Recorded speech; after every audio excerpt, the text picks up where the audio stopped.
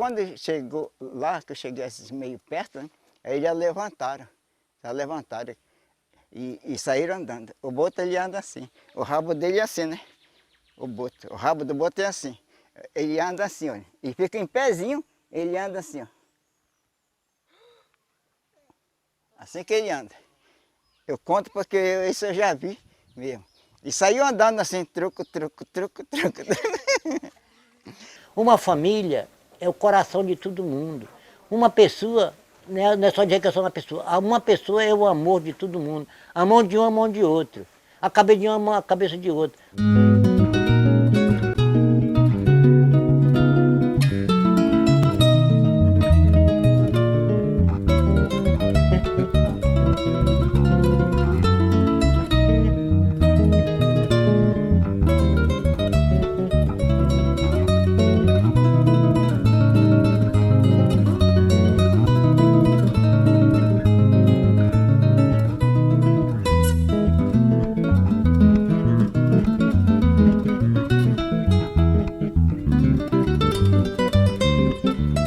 Para acompanhar seu jovem marido arriscando grandes aventuras pelo mundo afora. Olá, vagalumes! É com um prazer e um carinho imenso que eu apresento esse vídeo para vocês. Vocês que fazem parte dessa rede imensa da Vagalume, que ficam espalhadas por toda a Amazônia Legal brasileira. Nesse vídeo a gente vai apresentar algo de que vocês e a gente gosta muito, que é o passo a passo da oficina de roda de histórias e produção dos livros artesanais. Só que antes de começar a falar da oficina de roda de histórias, eu quero contar uma história para vocês. A história de como tudo começou, da primeira roda de histórias que a Vagalume fez. Educadoras antigas da Vagalume dizem que a primeira roda de histórias aconteceu assim. Foi no estado do Mato Grosso, em março de 2002, na cidade de Campinápolis, na comunidade São José do Couto. Dizem que era uma noite linda de lua cheia e que, ao redor de uma fogueira, sentaram crianças, jovens e adultos. A contadora de histórias contou uma porções de histórias, lendas, mitos, histórias maravilhosas que encantaram a todos. E os adultos que estavam lá na roda também fizeram sua parte. Eles contaram a história de como a comunidade São José do Couto surgiu. E o que as pessoas dizem é que a partir daquela noite, aquelas histórias que foram contadas e aquele momento ficou guardado nas melhores lembranças de todo mundo da comunidade. E o que eu sei, e posso até provar, é que a partir daquele dia, muitas outras histórias foram contadas por pessoas sabidas que fazem parte das comunidades da Vagalume. É a admiração que a Vagalume sente por essas pessoas, pelos contadores de história e pelas pessoas da comunidade, que nos leva sempre a fortalecer esse trabalho com a escrita, com a oralidade. E foi daí que surgiu esse nosso jeito único, essa metodologia única que é a metodologia de produção do livro artesanal.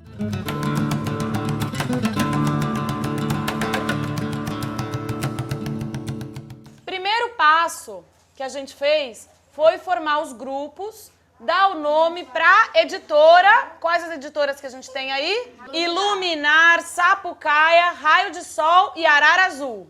Convidar o contador, escolher o contador. Vocês podem escolher as pessoas que vocês quiserem e convidar o contador para fazer a roda de história. Vocês têm que planejar melhor o momento da roda de história, não é isso? A gente tem que nos preparar, saber o que perguntar, quando perguntar, ter pessoas da família talvez possam ajudar a criar um clima, criar uma estratégia especial para cada contador, ir na casa do contador para convidar, conhecer ele antes. Durante a roda, fazer um gancho para conseguir fechar as histórias, explicar para o contador o objetivo da atividade, como ela vai ser realizada, fazer um bom planejamento em grupo, criar um clima aconchegante, enfim, saber escutar, né? Não interromper com muitas perguntas, fazer perguntas abertas. Então, tudo isso a gente vai fazer no momento 1.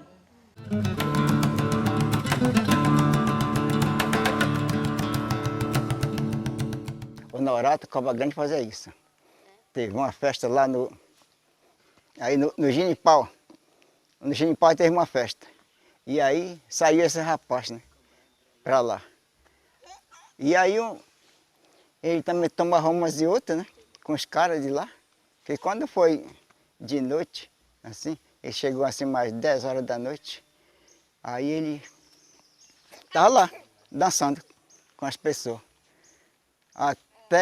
Mas ele ficou assim um bocado porre. E ele não conseguiu mais virar cobra de novo, né? Para ir embora para o rio. Lá numa casa velha, no canto de uma casa velha, lá estava aquela capa monstra daquela cobra lá. Aí quando o pessoal deram para ele, estava bêbado, não podia mais. E estava aquela bruta cobra lá, no canto daquela casa, né? Aí todo mundo saiu lá da festa, foram ver aquela cobra lá. Deu um sono lá, quando se acordou que estava melhor, tirou no rumo do rio. Achei pequena a cobra, esse norato cobra grande. Foi. Isso aconteceu aí no Ginipau. Se vocês quiserem parar a metodologia aqui, só no passo 2, já vale a pena? Vale, não vale? Só escutar as histórias das pessoas mais velhas também tem valor? Claro que tem, né? Fazer o livro é uma atividade a mais. Que aí, se quiser fazer, tem que fazer todo o resto. Mas até o número 2 aqui também já é uma atividade muito bacana que pode fazer parte das atividades da biblioteca ou mesmo das escolas de vocês, dos centros que vocês coordenam, tudo isso.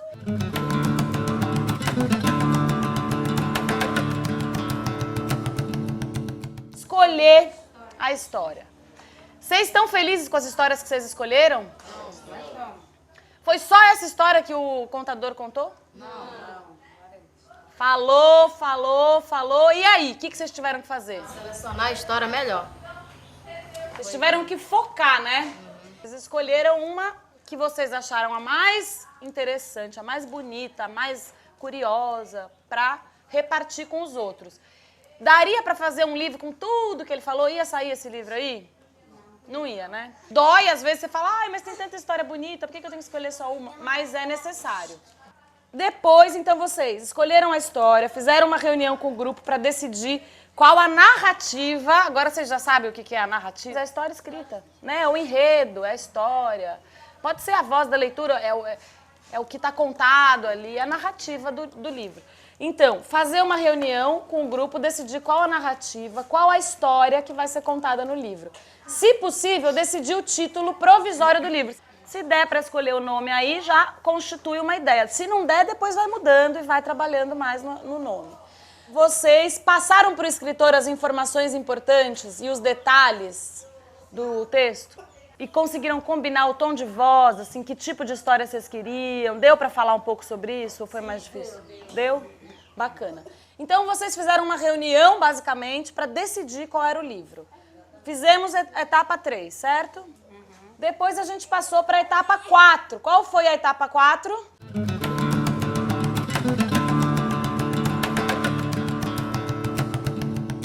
Escrever o texto. Ele é como se fosse a gente construir uma casa de tijolo. Tem que fazer a fundação, né? Tem que pôr ali, ou mesmo uma casa, você tem que fazer os pilares, depois você vai pondo as paredes, não é isso?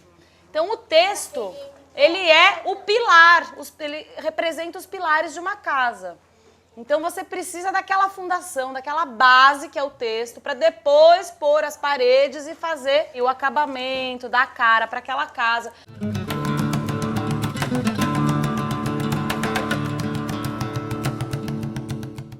Fazer o boneco. O que é o boneco, gente? É o rascunho da história. Como é que você explicou aí, Mário? O projeto do livro. É o projeto do livro. Como é que você explicou aqui, Cláudia? Rascunho, com desenho, texto, tudo. Isso. Quem fez o rascunho? Qual foi a importância desse rascunho? A importância porque o rascunho, se a pessoa erra ali no verdadeiro que vem depois, vai consertando já. O rascunho só é mesmo para passar aquilo, se não foi, assim como se diz, se não deu certo aquela história lá, se tem que mudar algum pedacinho, depois a pessoa direita no verdadeiro já que vai ficar a história mesmo. Foi importante para vocês Foi ter um rascunho? importante. Seguir um rascunho? Foi. E para Eu vocês? acredito que sim, porque a gente fez o rascunho e a gente teve muita dificuldade para depois passar para o original, né? A gente teve até que refazer uma página porque estava muito feio, que seria o rascunho, que já era o original, que a gente ficou fazendo direto no original. Então eu acho que esse boneco rascunho é muito importante fazer porque a gente não passa por isso, né? Quase que a gente não consegue terminar. Tanto é que os grupos que sofreram um pouco mais ali, né, no processo, foram justamente os grupos que não tinham o boneco. É importante olhar os outros livros da biblioteca de referência para fazer o de vocês? Vocês tiveram que olhar outros livros, vocês tiveram que falar do formato do livro nesse momento? O tipo de desenho, o papel, os materiais, aonde que ia parar o texto e aonde que ia parar a ilustração. Teve que definir tudo isso? Foi definido nesse momento de planejar, não foi? Fazendo o boneco ou não fazendo, vocês tiveram que discutir, né?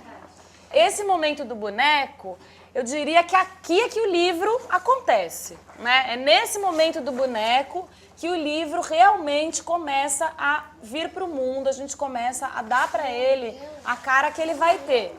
Então esse momento aqui é muito importante. O momento que a gente chama do rascunho, a gente pode dar outro nome, do boneco ou do projeto do livro.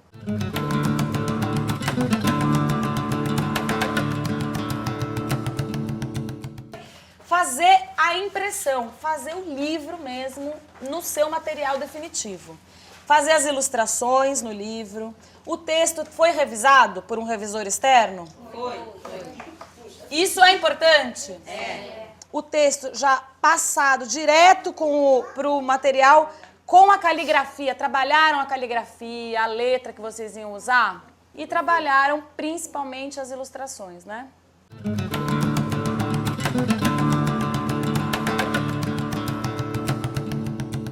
Passo 7 é a encadernação, a gente chama de encadernação. Então as páginas são furadas, costuradas ou coladas.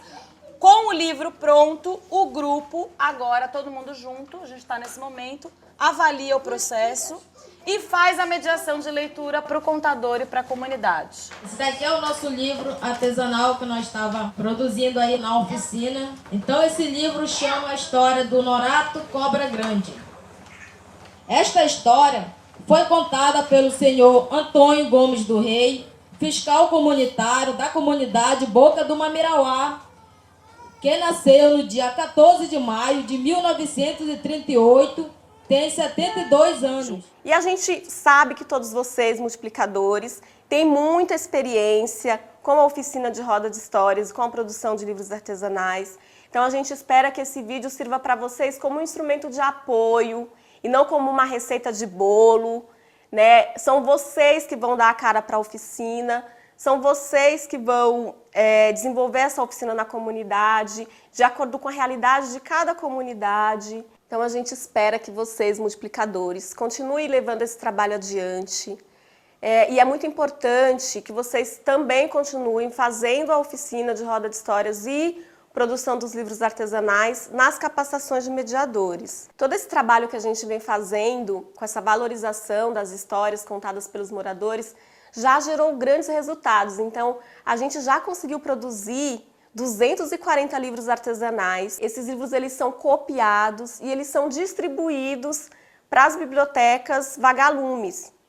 E eles são lidos e são muito apreciados pelos moradores. E que dessa forma a gente cumpra com aquilo que é a essência da Vagalume desde o seu início, que é exatamente valorizar a troca entre as pessoas e incentivar o intercâmbio cultural. E valorizar as pessoas, que pra gente são as mais importantes em toda essa história. Um forte abraço para todos vocês, até a próxima roda de histórias e a gente fica aguardando as próximas edições dos livros artesanais. Um abraço!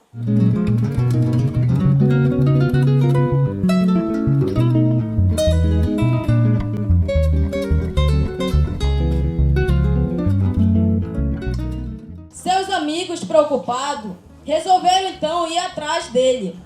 Quando encontraram, por volta das 5 horas, ele estava caído dentro da casa, abandonada, e ao seu lado estava um couro muito grande de uma cobra. Os amigos, assustados, correram para esperar raiar o dia. Então seu Norato levantou-se, entrou dentro do couro daquela enorme cobra e saiu rastejando para o rio. Pela manhã toda, a comunidade foi até a casa abandonada. Não encontraram mais seu Norato e nem o couro da cobra grande.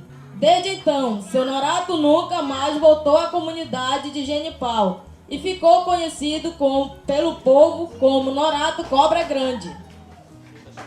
E fim da história.